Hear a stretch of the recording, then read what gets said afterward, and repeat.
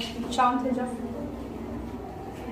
कल मैंने थोड़ा सा ब्रीफ इंट्रोडक्शन दिया था पर्यावरण और धारणी विकास का। पर्यावरण जो हमारे आसपास पूरा है, शांत रहो, शांत हो जाओ, ठीक। धारणी विकास का मतलब कुछ हद तक आप लोग समझ ही गए हैं। तो स्टार्ट करते हैं हम लोग। अभी तक प्राप्त आर्थिक विकास की हमने भारी कीमत चुकाई है। अगर ये बात कही जाती है, इसका मतलब ये है कि जो भी आर्थिक विकास हुआ है उसका कुछ न कुछ खामियाजा पर्यावरण को भुगतना पड़ा है। जैसे अगर हम फैक्ट्री पे फैक्ट्री स्थापित कर रहे हैं, विनिर्माण के कार्य में ज्यादा लग रहे हैं, तो फैक्ट्रियों से निकलने वाला धुआं, फैक्ट्रियों से निकलने वाला अपशिष्ट पदार्थ यानी कचरा कहाँ फेंका जा रहा है, कहाँ जाता है? नदियों में। पीछे और नहीं तो जाओ कहीं और जाके बात करें। तो ये सारी चीजें हम लोग जानते हैं कि जब एक देश विकास करता है तो उसके साथ साथ उसकी डिमेरिट्स भी साथ साथ चलती है। अब यहाँ डिमेरिट्स को हमें थोड़ा सा मोल्ड करना पड़ेगा, लेकिन नहीं मोल्ड किया जा रहा। सीधे सीधे जो इजी होता है, जैसे हमारा इजी है कि सीधे कूड़े का एक गट्ठर बनाओ और यहीं से फेंक दो, कहीं भी टपका दो, इजी है। उसे ले जा करके कूड़ेदान तक पहुंचाना या फिर गाड़ी वाले का इंतजार करना, ये थोड़ा कठिन होता है। जैसे कि मेरे मोहल्ले में बहुत लोग ऐसे हैं जो नहाने के बाद कूड़ा नहीं छुएंगे। कितने लोगों के घर में ये धारणा है? नहाने बहुत लोगों के घर, आप हाथ उठाए चाहे नहीं, हाँ, नहाने के बाद कूड़ा नहीं छुएंगे। तो आएगा वो 12 बजे 1 बजे, तब तक तो ऐसा नहीं कि नहीं नहाएंगे, नहा ही लेंगे। अब कूड़ा कौन छुए? तो इस चक्कर में क्या होता है, नहाने से पहले कूड़ा कहीं और फेंक देते हैं। तो ये सब जो, इसको क्या कहोगे, मतलब ये जो अंधविश्वास हमारे दिमाग में है, यही सब हमें पीछे धकेलता है। कारण अंधविश्वास ही हुआ ना, नहीं नहाने के बाद हमें कूड़ा नहीं छूना है, अंधविश्वास है। तो इसी तरह से हम कह रहे हैं, जब विकास करता है तो जो इजी होता है, इजी वही काम किया जाता है। फैक्ट्री हमने स्थापित की, वहां जो नदी है वहां पे टैंकरी जो है वो बह रही है, वहां का कचरा बह रहा है, तो इसकी हमने भारी कीमत चुकाई है। इसके लिए हमें पर्यावरण की गुणवत्ता की बलि देनी पड़ी है। धुआं है वो वायु को प्रदूषित कर रहा है, पर्यावरण को, तो बलि हमें देनी पड़ रही है।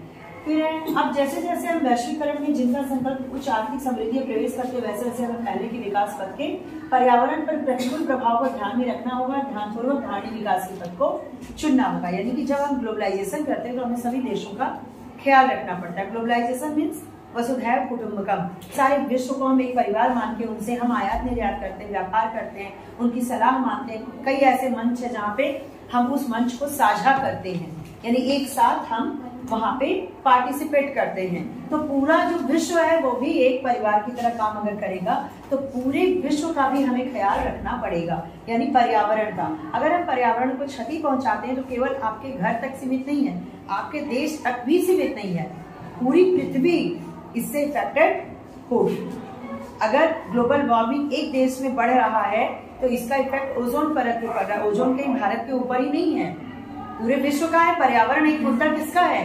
किसी भी देश का नहीं है, बल्कि विश्व का है। तो जब हम भूमंडलीकरण या फिर ग्लोबलाइजेशन की बात करते हैं तो यहाँ पे पर्यावरण ऑटोमेटिकली ऐड हो जाता है, हमें उसके बारे में सोचना पड़ता है। हमारे द्वारा अपनाए गए विकास के अधारणी पथ और धारणी विकास की चुनौतियों को समझने के लिए सबसे पहले हमें आर्थिक विकास में पर्यावरण के महत्व और योगदान को समझना होगा। आर्थिक विकास में पर्यावरण का बहुत ज्यादा महत्व है। सबसे पहले तो ये, अगर हम आर्थिक विकास में एक बहुत ही महत्वपूर्ण बिंदु स्वास्थ्य को मानते हैं, मानव पूंजी याद है, स्वास्थ्य याद है, यानी कि आर्थिक विकास में हम स्वास्थ्य को बहुत बड़ा स्तंभ मान रहे हैं। तो ये स्वास्थ्य सीधे सीधे अफेक्टेड होता है किससे? पर्यावरण से।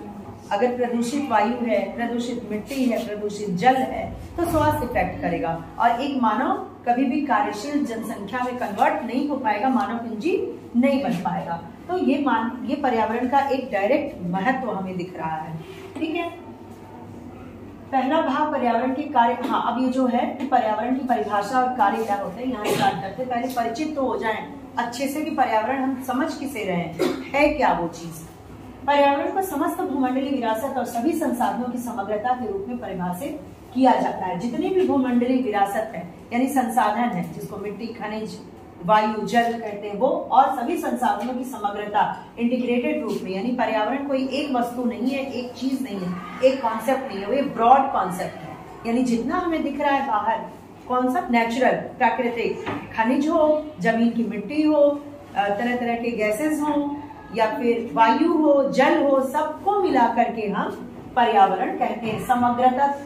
समग्रता के रूप में, इंटीग्रेटेड यानी मिला हुआ रूप। इसमें भी सभी जैविक और अजैविक तत्व आते हैं। जैविक यानी जानवर, इंसेक्ट्स, कीड़े मकोड़े, पानी के जानवर, सारे जैविक जो जीव है, और अजैविक जो जैसे खनिज हुआ, ठीक है, मिट्टी हुई, ये सब तत्व आते हैं जो एक दूसरे को प्रभावित तो करते ही हैं। सभी जीवित तत्व जैसे पक्षी, पशु, पौधे, मत्स्य आदि। मत्स्य का मतलब क्या होता है, कौन बताएगा? बस हाँ, बस तुम बताओ, खड़ी हो। दिव्या, मना किया था मेरे क्लास में आने को? चलो बताओ, मत्स्य का मतलब बताओ। नहीं,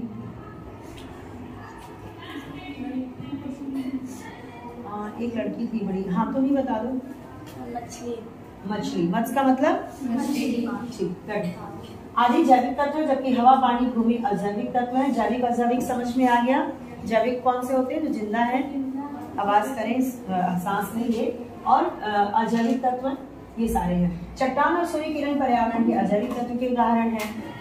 पर्यावरण अध्ययन के अंतर्गत इन्हीं जैविक अजैविक घटकों के बीच अंतर संबंधों का अध्ययन किया जाता है। ठीक है, पर्यावरण अध्ययन में हम जैविक अजैविक के बीच का एक अंतर संबंध, एक जो कोरिलेशन होता है, उसको परिभाषित करते हैं, देखते हैं। पर्यावरण के कार्य क्या है? 4 कार्य यह संसाधनों की पूर्ति करता है, जिसमें नवीकरणीय, गैर नवीकरणीय दोनों प्रकार के संसाधन शामिल होते हैं। ठीक है, नवीकरणीय योग्य संसाधन वे जिनका उपयोग संसाधन के क्षय समाप्त होने की आशंका के बिना किया जा सकता है। बात वही है, कल जो मैंने बताया था, हमें कोई डाउट नहीं है, ये खत्म नहीं होगा यार, इसका करो, मतलब यूज करो। और अनवीकरणीय क्या होंगे? आप जितना यूज करोगे वो उतना खत्म होता रहेगा। अर्थात संसाधनों की पूर्ति निरंतर बनी रहती है। नवीकरणीय संसाधनों के उदाहरण में वनों में पेड़ और समुद्र में मछलियां हैं। नवीकरणीय में देखो, वनों के पेड़ भी हैं, समुद्र में मछलियां भी हैं। समुद्र में मछलियां किससे? क्योंकि मछलियां एक बार में बहुत ज्यादा करोड़ों में अंडे देती हैं। मछलियां अगर आप मार भी रहे हो तो वो पनपती रहेंगी, उनकी स्पीसीज बहुत तेजी से बढ़ती है। ठीक है, ऐसा नहीं कि मछलियां मार रहे हो तो खत्म हो जा रहा है। मछलियां बहुत जल्दी क्रिएट होती हैं, एक साथ कई लाखों करोड़ों में अंडे देती हैं। ठीक है, लेकिन हमारा कोयला ऐसा नहीं होता है। कोयला बनने में करोड़ों वर्ष लग जाते हैं और इनको बनने में नहीं ज्यादा वर्ष लगता है। दूसरा क्या है? पेड़ आप बोलोगे ये तो कटता जाएगा, लेकिन यहाँ क्या बैलेंस बनाना है। जितना काट रहे हैं उससे ज्यादा लगाते जाओ। पेड़ जो है, कई पेड़ 5 साल में तैयार हो जाते हैं, कई 10 साल में तैयार होते हैं, कोई 2 साल में भी तैयार होने वाला पेड़ है। ठीक है, तो इस तरह के पेड़ हम ज्यादा से ज्यादा लगाते जाए तो काटने में कोई ऐसा नहीं है कि वो क्रिएट नहीं किया जा सकता। क्रिएट किया जा सकता है, उसको हजारों साल नहीं लग रहे हैं। तो वन पेड़ ये भी क्या है? नवीकरणीय है, गैर नवीकरणीय। दूसरी ओर गैर नवीकरणीय के हैं क्या? निष्कर्षण और उपयोग से समाप्त हो जाते हैं। निष्कर्षण यानी कि अगर उसको निकालते जाया जाए, उसको यूज करते जाए तो समाप्त हो जाएंगे। उदाहरण यह अवशेष को सामाजिक जीवाश्म ईंधन। जीवाश्म ईंधन का एक बड़ा उदाहरण कोयला है। कोयला क्या है? जीवाश्म ईंधन है, जो कि दबते दबते चट्टानों के रूप में, ये जो जितने भी जीवाश्म होते हैं, पेड़ पौधे, पत्तियां, लकड़ियां, जीव जंतु, सब दब दब के चट्टान के रूप में परिवर्तित हो गए। करोड़ों साल में वो कोयला बन गए, तो इसको जीवाश्म ईंधन कहते हैं। अवशेष को समाहित कर लेता है। अवशेष यानी कि जितने भी अपशिष्ट पदार्थ हैं उसको समाहित कर लिया, काला बन गया, चट्टान बन गया। यह जैविक और जैविक विविधता प्रदान करके जीवन का पोषण करता है। सौंदर्य विषयक सेवाएं भी प्रदान करता है, जैसे कि कोई क्या? यह जननिक और जैविक विविधता प्रदान करता है, मतलब कि एक हमारे सामने क्रिएट करता है कि ये कुछ हो रहा है, जैसे कि जिंदा जीवन चल रहा है। जननिक यानी कि लाइफ का हमें फीलिंग कराता है कि लाइफ चल रही है एक उसमें। ठीक है, जीवन का पोषण करता है। सौंदर्य विषयक सेवाएं भी प्रदान करता है, जैसे कि कोई सुंदर दृश्य। कोई सुंदर दृश्य अगर तुम देखोगे प्राकृतिक, वो किसने बनाया है? वो अपने आप बनी है चीजें, प्रकृति नहीं है, अपने आप बनी है। चट्टान है, पहाड़ है, तो पहाड़ कैसे बना?